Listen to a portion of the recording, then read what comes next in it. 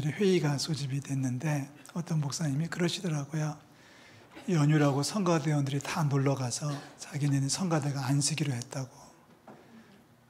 우리 성가대는 지금 거의 다 참석해 주셨어요. 우리 박수 한번 해주시면 고맙겠습니다. 성가대 지휘자는 박수 받으면서 물 마시고 있고요. 고맙습니다. 아직 연휴 때문에 연휴라고 그래서 여행을 갔거나 지방에 내려가서 오지 못하신 분들이 덜어 계신 것 같아요. 자리가 좀 비어 있는데 무사히 건강중에 돌아와서 일상생활에 또 경건생활에 다시 회복이 될 수 있기를 기도하는 마음이 있습니다. 우리 옆에 있는 분들 인사하겠습니다. 사랑하고 축복합니다.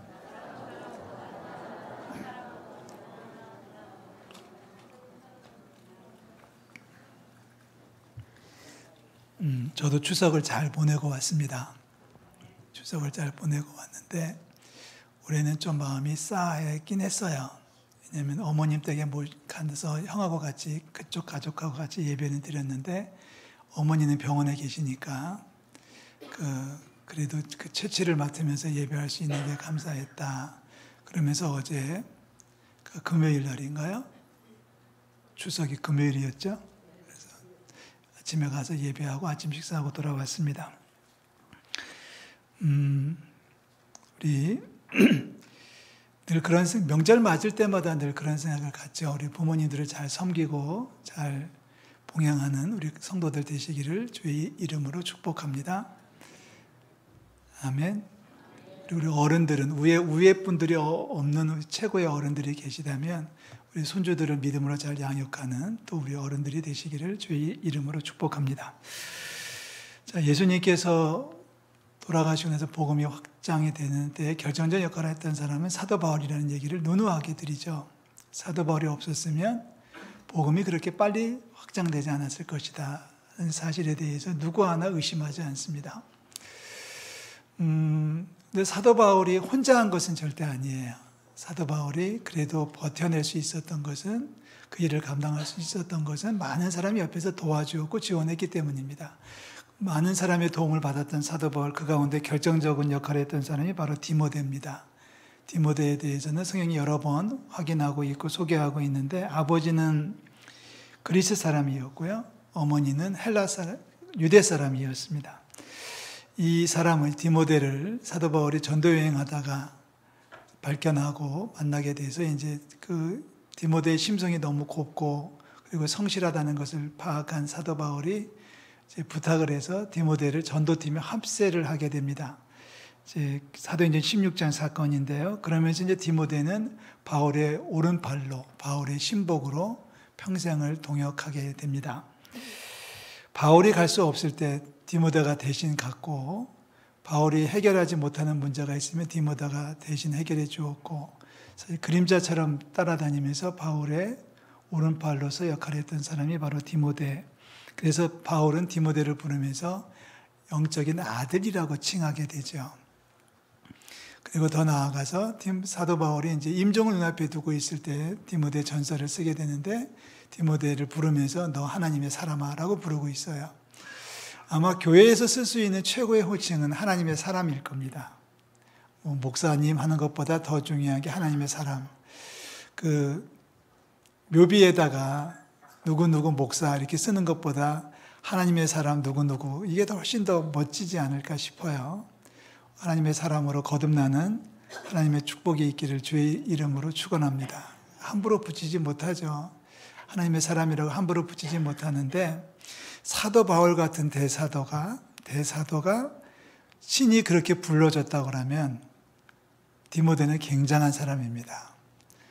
디모데는 하나님의 사람으로 불려지기에 충분한 자격이 있었고 그럴 만한 가치 있는 사람이었던 것을 성경은 계속해서 증거하고 있습니다. 오늘 우리는 디모데라는 사람을 살펴보려고 해요.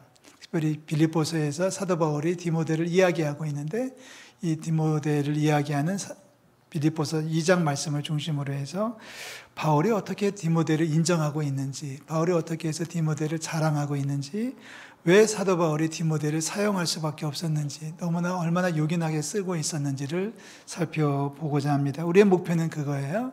저도 마찬가지, 여러분도 마찬가지, 하나님의 사람으로 거듭나는 축복이 있기를 주의 이름으로 축원합니다. 자, 사도 바울은 로마의 감옥에 갇혀 있었어요. 로마의 감옥에 죄수의 몸으로 갇혀 있었기 때문에 자유롭지 못하잖아요. 그런데 사도 바울이 어디에 안부를 전해야 되고 어디 가서 문제를 해결해야 되고 그러면 디모데를 파송합니다. 그러면 디모데는 아무 말 하지 않고 바울의 명령에 순종해서 가는 겁니다. 오늘도 우리 빌립보서 2장에서 바울은 얘기합니다. 내가 디모데를 속히 보내려고 합니다. 이렇게 얘기하거든요. 디모데를 내가 속히 보내려고 합니다. 라고 말하면서 디모데만큼 내 마음을 제대로 전해주는 사람이 없고 디모데만큼 정확하게 일을 처리하는 사람이 내 옆에는 사실 그렇게 많지 않아요. 디모데가 최고의 인물이에요 라고 말하고 있어요. 그 디모데를 보내겠습니다 라고 말하면서 사도 바울은 디모데를 두 가지 면에서 칭찬하고 인정하고 있습니다. 첫 번째는 디모데라고 하는 이 사람은 자기 일보다는 하나님의 일을 먼저 생각하는 사람입니다 라고 이야기를 해요.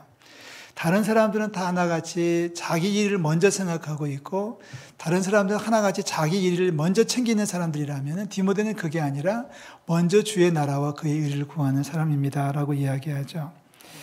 우리 예수님의 말씀을 제가 지금 인용했는데요. 마태복음 6장에서 예수님께서 하신 말씀이죠. 그런즉 너희는 먼저 그의 나라와 그의 일을 구하라. 그래야만 이 모든 것을 더해줄게 라고 약속해 주셨습니다.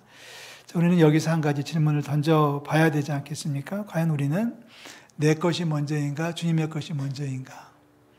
우리가 믿음을 소개하는 말을 설명을 여러 가지 각도에서 할 수 있는데 믿음을 이야기하는 여러 설명 가운데 하나가 뭐냐면 내 인생의 중심에 우선순위의 문제에 있어서 주님은 몇 번째이냐 이렇게 물어봐야 됩니다. 자, 예를 들어서 그 하루를 시작하면서 가장 먼저 찾는 것이 무엇입니까? 라고 물었을 때 예수님을 먼저 부릅니다라고 말하면 그건 분명히 믿음일 거예요. 자, 돈도 마찬가지죠. 물질도 마찬가지겠죠. 여윳돈이 생긴다면 가장 어디에 쓰고 있습니까? 라고 물으면 우리는 얘기할 수 있습니다. 시간도 마찬가지죠. 여유가 생겼을 때 어디에 쓰고 있습니까? 라고 물어볼 때 예수님을 위해서 씁니다. 라고 말하면 분명히 믿음이에요. 제 말이 지금 조금 틀렸습니다. 이해를 하셨습니까? 신앙이란 여윳돈이 생겼을 때 헌금하는 게 아니고 여유가 있을 때 기도하는 게 아니라 신앙생활은 시간을 내서 하는 거예요. 시간이 나서 하는 게 아니라 시간을 내서 하는 게 신앙생활이에요. 여러분 잘 들으셔야 됩니다. 여윳돈이 생겼을 때 헌금하는 게 헌금이 아니고 내가 써야 될 때가 많이 있는데도 불구하고 헌금할 수 있으면 그게 진짜 헌금이라는 얘기예요. 바쁘고 힘든데도 내가 주님을 위해서 찬양하고 예배할 수 있다면 그게 진짜 예배가 되는 거예요.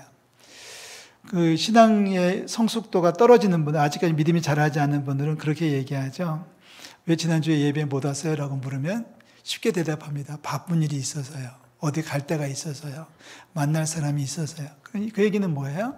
내가 만나야 될 사람, 내가 해야 될 일, 내가 챙겨야 될 일들보다 예수님은 뒷순위라는 거예요. 그러니까 바쁘기 때문에 기도해야 되고 바쁘기 때문에 더 열심으로 예배해야 되는 게 신앙생활의 기본입니다. 할렐루야. 그러니까 여러분 정확하게 이해를 해 주셨으면 좋겠어요. 돈이 남아들어서 여윳돈이 생겨서 헌금한다? 그렇지 않습니다. 시간이 남아서 성경을 읽는다?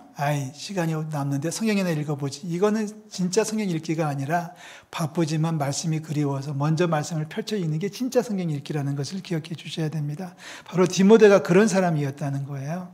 디모데가 그런 사람이었다. 자기 일보다도 주님의 일을 먼저 구하는 사람입니다. 라고 사도 바울은 디모데를 칭찬하고 있습니다. 다른 사람은 다 자기 일을 구하고 그리스도 예수의 일을 구하지 아니하지만은 21절, 22절 디모데는 그게 아니라 자식이 아버지에게 하듯이 하나님의 일을 구하였습니다. 라고 인정하고 있습니다. 바로 바울이 디모데를 아꼈던 이유고요. 바로 바울이 디모데를 향해서 하나님의 사람이라고 불렀던 결정적인 근거가 바로 이 말씀에 있습니다. 하나님의 일을 구하다가 연단을 받아요. 아마 감옥에 갇히기도 했을 거고요. 돌에 맞기도 했을 텐데 그럼에도 불구하고 디모데는 흔들리지 않았다는 것이 중요합니다. 우리 하나님의 일을 먼저 구하는 저 여러분들이 되시기를 주의 이름으로 축복합니다. 두 번째, 사도 바울이 디모데를 아꼈던 또 다른 이유가 있었는데요. 바로 아버지라고 섬겼던 것을 이야기합니다. 자식이 아버지에게 하듯이 나한테 그렇게 해주었던 아들이에요. 믿음의 아들이에요. 영적인 아들이에요. 라고 말하고 있습니다. 22절, 디모데 연단을 너희가 안 하니 자식이 아버지에게 함같이 나와 함께 복음을 위하여 수고했다. 아버지에게 하듯이 내 말에 순종했고 아버지에게 하듯이 나를 따라 주었습니다. 라고 이야기합니다. 영적인 아버지죠. 디모데에게 있어서 사도 바울은 영적인 아버지. 여러분 아버지가 계십니까? 육적인 아버지가 물론 계시겠고 이미 돌아가셨거나 살아계시거나 영적인 아버지가 있었는지 궁금합니다. 저는 영적인 아버지를 두 분을 모시고 있었는데 이미 다 돌아가셨습니다만은 하나님 빼고 인간의 모습이지만은 저희를 믿음으로 양육했고 저를 믿음으로 키워주셨던 몇몇 목사님들이 계셔요. 제가 처음 교회에 나갔을 때 저를 앉혀놓고 새신자 성경 공부를 가르쳐 주셨던 목사님은 그 교회의 교육 목사님이셨고 아동 작가이셨습니다. 그런데 그 목사님이 저를 말씀 읽는 법, 기도하는 법, 화날 때 화를 다스리는 방법, 슬플 때 슬픔을 이겨내는 방법 이런 것들을 설교해 주셨고 조목조목 가르쳐 주셨던 기억이 지금도 나는데요. 가장 기억에 나는 두 가지입니다. 그 목사님이 저에게 해주셨던 가장 기억에 나는 두 메시지는 야 구교환 좀 웬만하면 좀 웃어라. 그분의 가르침 중에 제일 큰 가르침은 저보고 좀 웃으라는 얘기를 그렇게 많이 하셨어요. 지금도 제가 잘 못 웃는데 그때는 정말 못 웃었던 것 같아요. 그래서 얼굴 좀 피고 살아라. 첫 번째 가르침이었고요. 또 하나의 가르침이 있다면 일기를 가르쳐 주셨습니다. 일기를 써라. 그리고 제가 신학교에 입학하니까 글을 써라 가르쳐 주셔가지고 목사가 되려면 글을 써야 되는데 그래서 지금부터 훈련해야 돼. 하루에 한 번씩 수필을 한 편씩 써라. 아침에 일어나서 원고지 3장을 써라 이렇게 말씀하셔가지고 저 죽는 줄 알았습니다. 그거를 검사를 하셨어요.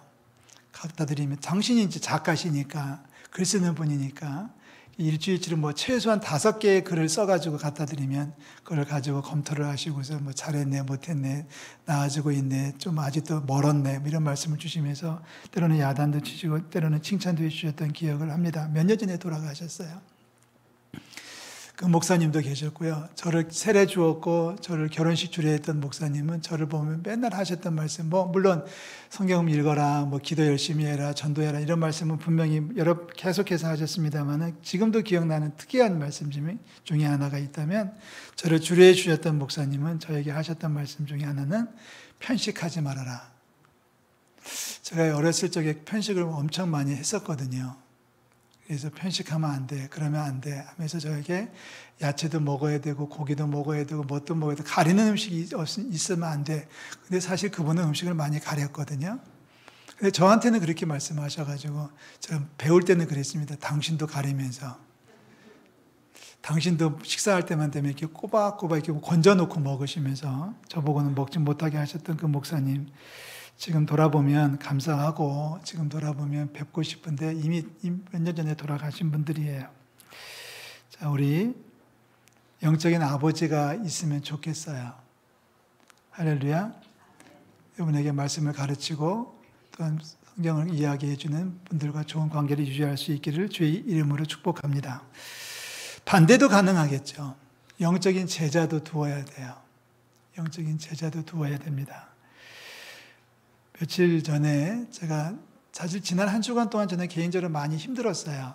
제가 반성도 많이 했고 회개도 했고 또 속도 상하고 하면서 지난 며칠을 살았는데 지난 주일 오후였죠. 지난 주일 오후에 하남에서 어느 교회 설립 예배가 있었습니다. 저도 참석을 했는데 한 3년 전에 가정에서 예배를 시작해서 지난 주일날 교회당을 얻어가지고 이제 설립 예배를 드리는 현장에 제가 참석을 했습니다. 근데 그 현장에서 예배를 참석하면서 제가 큰 도전을 받고 또 회개하는 시간을 가졌고 그래서 그걸 생각하면서 죄송하기도 해서 지난 며칠 동안 잠을 못 이루면서 고민을 했었는데요. 다른 얘기가 아닙니다. 그 순서지에 맨 뒷정에 뒷편지에 그 담임 목사님 양력 소개라는 게 있더라고요. 담임 목사님 양력 소개가 있으면은 이력서를 거기다 요약해서 내는 거잖아요.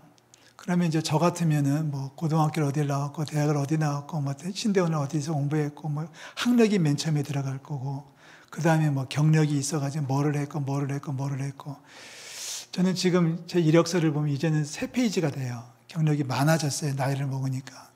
근데 이걸 자랑하잖아요. 나는 지금 뭐고, 지금 현직도 지금 가지고 있는 게 많이 있잖아요. 그것이 보통 사람의, 보통의 경우에 자기소개서일 텐데, 양력소개일 텐데, 그날 순서지에서 발견한 그분의 양력소개를 저를 뒤집어 놓았습니다. 딱 5줄이에요. 양력소개, 담임 목사 양력소개라고 해놓고 딱 5줄을 적어 놨는데, 맨 첫 번째 줄, 몇 년, 몇 월, 며칠, 가정에서 예배를 시작하다. 학력도 없고 아무것도 없이 그냥 몇 월, 며칠, 가정에서 예배를 시작하다. 마지막 5번째 줄, 9월 26일 지난 주일, 예배당을 마련하여 설립 예배를 하다. 그럼 2번째, 3번째, 4번째 줄이 있을 거 아니에요. 근데 그 3번째, 2번째, 4번째 줄에 적혀 있는 기록이 저를 흥분시켰습니다. 저를 무릎을 꿇게 만들었는데요. 2번째 줄, 2000 몇 년 몇 월 며칠 누구누구가 등록하다. 그 다음 줄, 또 몇 년 몇 월 며칠 누구누구가 교회에 등록하다. 4번째 줄, 몇 년 몇 월 며칠 누구누구가 등록하다. 자기소개가 그거예요. 근데 가만히 그 소개를 보고 읽으면서 제 마음속에 와 닿았던 생각은 바로 그겁니다. 야, 이게 진짜 자기소개서다. 이게 천국에서 쓸 수 있는 자기소개서가 바로 이거다. 세상에서 공부를 얼마나 했고 학위를 가지고 있고 뭐를 전공했고 경력이 얼마고 내가 뭐 집사가 되고 권사가 되고 장로가 되고 목사가 되고 이런 경력들도 우리가 나열할 수 있겠습니다만 이거는 세상에서 쓸 수 있는 거고요. 정말 하나님 앞에 가지고 올라갔을 때 하나님께서 보고 싶어하는 경력은 이런 것 같아요. 이거겠어요. 몇 년 몇 월 며칠 전도회에서 누가 교회에 등록했다. 지난 화요일 날 주변에 있는 목사님들하고 이제 하루 바깥에 나가서 쉬었다 왔는데요. 단합대회를 하고 왔는데 점심을 먹는데 한 후배 목사님이 저한테 슬그머니 제 귀에다 대고서 한마디에 목사님 너무 감사해요. 뭐가 감사하냐 그랬더니 하시는 말씀이 금년에 3명이 등록했어요. 3명이 세례를 받았어요. 3명이 세례를 받았다는 게 자랑이에요. 아니 이게 진짜 자랑이에요. 그 교회 성도가 10명이 채 넘지 않는데 금년에만 3명이 세례를 받았다는 거예요. 그래서 너무너무 감사하던 다들 교회가 어려운데 다들 교회가 힘들어하고 있는데 자기네 교회는 새신자도 들어오고 있고요. 자기네 교회는 또 세례받는 성도들이 있어서 너무너무 감사해요. 그러면서 목사님 기도해 주셔서 감사해요 라는 말 하는데 그 말은 제가 책임을 못 져요. 왜냐하면 기도 안 했거든요. 그래서 그냥 기도할게요 라고 말하고 남았는데 부럽기도 하고 또 죄송스럽기도 하고 그랬습니다. 사랑하는 성도 여러분, 하나님 나라에 들려 올라갈 때 자기소개서를 가지고 갈 것 같아요. 자기 양력을 가지고 올라가는데 뭐 공부를 얼마나 많이 했고 어디에서 뭘 했고 회장을 했고 부장을 했고 이런 것들이 하나님이 보시고 싶어하는 자기소개서 내용이 아니라는 거예요. 하나님께서 그거 보시고 싶으신 분은 아닐 것 같아요. 절대 아니에요. 그게 아니고 이런 거 말고 다른 것 좀 가지고 와봐라고 말씀하실 때 우리가 내밀 수 있는 내 속에서 자기소개서가 있어야 되지 않겠습니까? 하나님 몇 년 몇 월 며칠에 내가 수고해서 교회에 등록을 했어요. 이 소개가 필요하지 않겠습니까?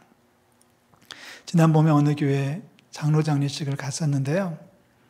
그 교회 원로장로님, 70 훌쩍 넘으신 원로장로님이 저한테 오셔가지고 저를 옆구리를 콕 찌르면서 이렇게 얘기하시더라고요. 목사님, 순서지를 보이시면서 사진을 보여주면 꼭 집으면서 이 사람이 말이죠. 오늘 장로된 이 사람이 말이죠. 이게 내 새끼예요. 뭐라고요? 내 새끼예요. 그러더라고요. 자기가 20여 년 전에 전도회에서 교회 처음 나오기 시작해가지고 세례배 주었고 그리고 집사되고 오늘 장로가 되는 거예요. 내 새끼예요. 얘가 내 새끼예요. 여러분 한번 따라 하실래요? 믿음 생활하면서 새끼 많이 만들자. 교회 직분이 올라가고 하는 일이 많아지고 경력이 쌓아지는 것도 중요하지만 정말 중요한 것은 믿음의 영적인 새끼죠. 영적인 새끼가 바로 믿음의 아들이거든요. 바울은 디모데를 만들었어요. 그리고 지금 디모데를 향해서 칭찬하고 있는 거예요. 디모데 저 사람은 말이죠. 하나님의 일을 먼저 구하는 사람이었고요. 나를 아버지처럼 따르는 사람이에요. 내 영적인 아들이거든요. 라고 소개를 하고 있어요. 하나님의 사람이에요. 라고 말하고 있어요. 우리도 그렇게 돼야 된다는 얘기죠. 영적인 아버지가 있다면 이제는 영적인 아버지가 되고 영적인 어머니가 돼서 나 때문에 예수 믿는 사람을 만들어내야 되고 나 때문에 신앙생활이 성장하도록 도와줘야 되고 그래서 우리도 그렇게 말할 수 있으면 좋겠어요. 저 사람이 바로 내 새끼야 라고 말할 수 있으면 좋겠습니다. 디모데는 내가 영적인 아들이다라고 말하는 것은 우리식으로 말하면 그거 아니겠습니까? 내가 믿음으로 낳은 아들이 바로 영적인 아들이겠죠. 그 교회에 설립 예배를 참석하고 나가지고 그 목사님을 만나서 인사하는데 고개를 들 수가 없는 거예요. 야, 제 속으로 그랬어요. 나 당신이 진짜 목사구나. 이게 진짜 자기소개서구나. 그동안 저는 내 학력을 자랑하고 내 경력을 자랑하고 내가 어떤 지위에 있고 많은 일을 했고 무슨 이런 것들을 자랑했지만 세상에서 했던 모든 일, 교회에서 했던 모든 일들보다도 더 중요한 게 하나 있는데 그것은 바로 영적인 아들, 영적인 딸을 낳는 거다. 이걸 보고 세 글자로 태신자라고 그래요. 여러분 보세요. 하나님 나라에 들려 올라갔을 때 정말 하나님이 보고 싶어하는 게 바로 그거예요. 꺼내봐. 다들 제출해봐. 너희들 한번 이력서를 다 제출해봐. 그동안 세상에서 무슨 일을 했는지 한번 다 적어내봐 라고 했을 때 아무것도 적어낼 수 없다면 물론 우리가 믿음을 가지고 있을지 하나님께서 구원해 주시겠습니다만은 하나님 나라에 들려 올라갔을 때 예수님 얼굴조차 뵙기 정말 민망하고 죄송스러울 것 같아요. 늦지 않았습니다. 이제부터 영적인 제자를 만드는, 영적인 자녀를 만들어내는 저와 여러분들이 되시기를 주의 이름으로 축복합니다. 남편이 될 수도 있겠죠. 아내가 될 수도 있을 거예요. 자녀들이 될 수도 있고 부모님도 내 영적으로는 자녀가 될 수도 있겠죠. 내가 권해서, 내가 증거해서, 예수님을 소개해서, 내가 예수님을 보여주어서, 예수님을 생각나게 해주어서 그들이 예수님을 알게 되고 예수님을 믿게 되고 주님 앞에 달려오게 되고 예배하게 되고 변하여 새 사람 되고 그래서 믿음이 자라서 세례도 받고 그리고 그 사람이 집사도 되고 장로가 되고 목사가 된다면 그래서 그거를 하나님 앞에 내밀 수 있다면 하나님 나라에서 구원은 큰 축복이 될 줄로 믿습니다. 사랑하는 성도 여러분, 지금부터 늦지 않은 것 같아요. 저도 지난 한 주간 동안에 많이 생각했습니다. 이게 정말 하나님 앞에서 상급은 이게 상급이구나. 다른 게 상급이 아니면 하나님 앞에 자랑할 수 있는 것. 내가 뭘 하고 회장을 하고 부장을 하고 뭘 하고 하는 이런 것들은 결국 세상에서의 자랑일 뿐이고 사람들 앞에 보여줄 수 있는 자랑거리에 불과하겠지만 정작 하나님 나라에 들려 올라갔을 때 우리가 내세울 수 있는 것은 이 사람은 말이죠. 내가 전해서 복음 전해서 예수 믿은 사람이에요. 이 사람은 내가 가르쳐가지고 세례를 받은 사람이에요. 이 사람은 내가 가르쳐가지고 전도해가지고 양육해가지고 교사도 했어요. 내가 교사한 것보다 내가 교회학교 교사한 것보다 내가 가르쳐서 교사 만드는 게 훨씬 더 상급이 크지 않겠습니까? 성가대원들에게 축복합니다. 전도하고 예수 믿고 세례받고 그 사람이 성가대에 서는 날까지 전도인의 삶을 살아가는 우리 성가대원들 되시기를 주의 이름으로 축원합니다. 전도자로 수고하는 전도자로 성가를 찬양하는 우리 성가대원들 되시기를 바라고요. 구역장들, 교사들, 우리 모든 분들이 마찬가지예요. 아들을 그렇게 만들어야 되고요. 자녀들을 그렇게 만들어야 되고요. 친구들을 그렇게 만들어야 되고요. 불신자들 그렇게 만들어서 예수 믿는 사람으로 거듭나게 하는 것, 태신자를 만들어내는 우리 성도들 되시기를 주의 이름으로 부탁을 드립니다. 이게 진짜 경건이고 진짜 상급을 받는 길이에요. 바울은 디모데를 그렇게 축복하고 그렇게 칭찬하고 있어요. 저 사람은 하나님 나라를 먼저 구하는 사람입니다. 저 사람은 나를 아버지처럼 모시는 내 제자예요. 내 영적인 아들이에요. 라고 말했던 바울은 디모데를 향해서 너 하나님의 사람아 라고 부르고 있습니다. 우리에게 필요한 것은 두 가지입니다. 먼저 하나님 나라와 그 의를 구하는 우리 성도들 되시기를 주의 이름으로 축복합니다. 제자 삼는 일에 최선을 다해 주시기를 주의 이름으로 부탁을 드립니다. 태신자를 작정하고 제출하고 기도하고 있어요. 태신자가 있어야 돼요. 태신자가 있어야 돼요. 태신자가 없는 신자는 존재할 수 없습니다. 그리고 그 태신자를 만들지도 못하고 평생을 신앙생활한다고 하는 것은 뭔가 잘못된 신앙생활일 가능성이 농후합니다. 신자라면 태신자가 만들어져야 되고 태신자를 낳아야 되고 영적인 제자를 만들어야 되고 그래야만 하나님 나라에 들려 올라갔을 때 하나님께서 상급을 더해 주실 줄로 믿습니다. 사랑하는 성도 여러분, 다시 한번 부탁을 드립니다. 당부합니다. 하나님의 사람이라고 불려질 수 있는 믿음의 경지에 우뚝 서는 저와 여러분들이 되시기를 주의 이름으로 축복합니다. 기도하겠습니다. 하나님 아버지의 은혜와 사랑을 감사드립니다.